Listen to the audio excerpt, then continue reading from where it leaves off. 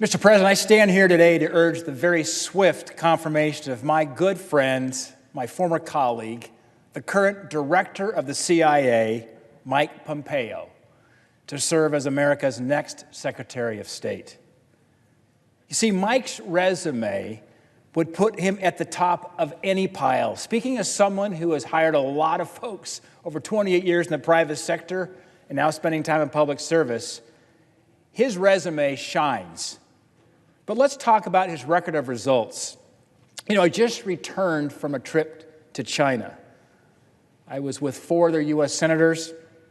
We visited China, South Korea. In fact, while in South Korea, went to the DMZ. I met the Premier of China while I was in Beijing. In fact, the same week that I met with the Premier of China, Kim Jong-un met with President Xi in Beijing. We spent time with the Prime Minister of South Korea, as well as time with many other leaders. Their feedback was very clear. And perhaps this is the untold story that we're not hearing in the United States from media, and it's this. The administration's resolve and their diplomacy is what has brought Kim Jong-un to the negotiating table.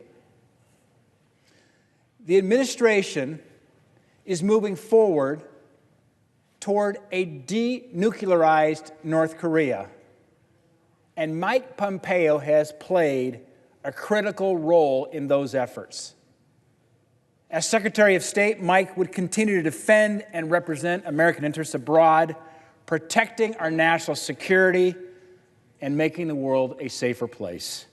And Mike has not just excelled, he has been the best at everything he's put his mind to over the course of his life. He was first in his class at West Point, a graduate of the Harvard Law School, editor of the Harvard Law Review. He served our country in the military. He's run businesses before serving in the United States Congress. And that's where my path crossed Mike Pompeo as we served as colleagues in the United States Congress. Mike has the resume, he has the character, and the record of results to make him an exceptionally qualified leader for this job. And as we wait here in limbo without a Secretary of State, lives are on the line. Our national security is on the line. Our freedom is on the line. I urge my colleagues across the aisle, please stop putting politics before America's national interest. For heaven's sakes, this body passed Hillary Clinton through as Secretary of the State with 94 votes. I urge them to make the best decision for our country and their constituents back home and join me in confirming Mike Pompeo as our next Secretary of State.